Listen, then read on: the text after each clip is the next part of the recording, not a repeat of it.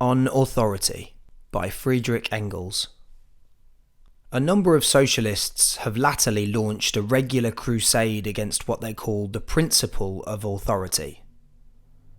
It suffices to tell them that this or that act is authoritarian for it to be condemned. This summary mode of procedure is being abused to such an extent that it has become necessary to look into the matter somewhat more closely. Authority, in the sense in which the word is used here, means the imposition of the will of another upon ours. On the other hand, authority presupposes subordination. Now, since these two words sound bad, and the relationship which they present is disagreeable to the subordinated party, the question is to ascertain whether there is any way of dispensing with it, whether, given the conditions of present-day society, we could not create another social system in which this authority would be given no scope any longer, and would consequently have to disappear. On examining the economic, industrial and agricultural conditions which form the basis of present-day bourgeois society, we find that they tend more and more to replace isolated action by combined action of individuals. Modern industry, with its big factories and mills, where hundreds of workers supervise complicated machines driven by steam, has superseded the small workshops of the separate producers. The carriages and wagons of the highways have become substituted by railway trains, just as the small schooners and sailing feluccas have been by steamboats.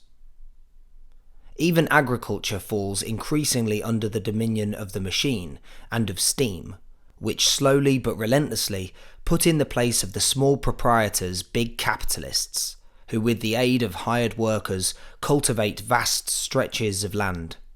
Everywhere combined action, the complication of processes dependent upon each other, displaces independent action by individuals. But whoever mentions combined action speaks of organisation. Now, is it possible to have organisation without authority? Supposing a social revolution dethroned the capitalists, who now exercise their authority over the production and circulation of wealth.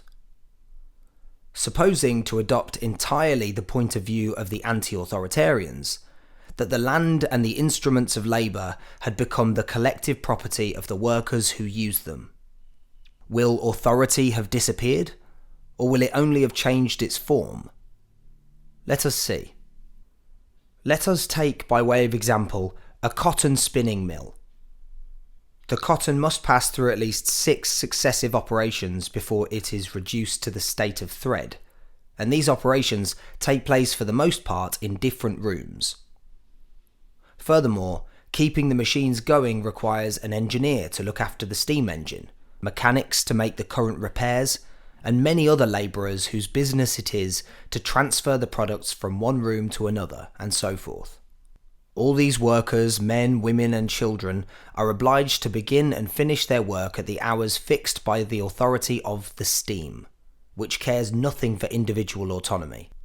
The workers must, therefore, first come to an understanding on the hours of work, and these hours, once they are fixed, must be observed by all, without any exception.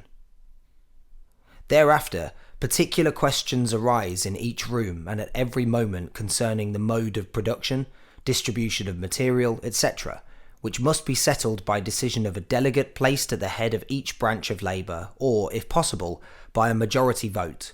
The will of the single individual will always have to subordinate itself, which means that questions are settled in an authoritarian way. The automatic machinery of the big factory is much more despotic than the small capitalists who employ workers ever have been. At least with regard to the hours of work, one may write upon the portals of these factories, "Lasciat ogni automnia, voce entrate," leave ye that enter in all autonomy behind. If man, by dint of his knowledge and inventive genius, has subdued the forces of nature, the latter avenge themselves upon him by subjecting him, insofar as he employs them, to a veritable despotism independent of all social organisation. Wanting to abolish authority in large-scale industry is tantamount to wanting to abolish industry itself. to destroy the power loom in order to return to the spinning wheel. Let us take another example, the railway. Here too, the cooperation of an infinite number of individuals is absolutely necessary, and this cooperation must be practiced during precisely fixed hours so that no accidents may happen. Here too, the first condition of the job is a dominant will that settles all subordinate questions, whether this will is represented by a single delegate or a committee charged with the execution of the resolutions of the majority of persona interested. In either case, there is a very pronounced authority. Moreover, what would happen to the first train dispatched if the authority of the railway employees over the honourable passengers were abolished? But the necessity of authority, and of imperious authority at that, will nowhere be found more evident than on board a ship on the high seas. There, in times of danger, the lives of all depend on the instantaneous and absolute obedience of all to the will of one. When I submitted arguments like these to the most rabid anti-authoritarians, the only answer they were able to give me was the following: yes, that's true, but there it is not the case of authority which we confer on our delegates, but of a commission entrusted. These gentlemen think that when they have changed the names of things, they have changed the things themselves. This is how these profound thinkers mock at the whole world. We have thus seen that, on the one hand, a certain authority, no matter how delegated, and on the other hand, a certain subordination, are things which, independently of all social organisation, are imposed upon us together with the material conditions under which we produce and make products circulate.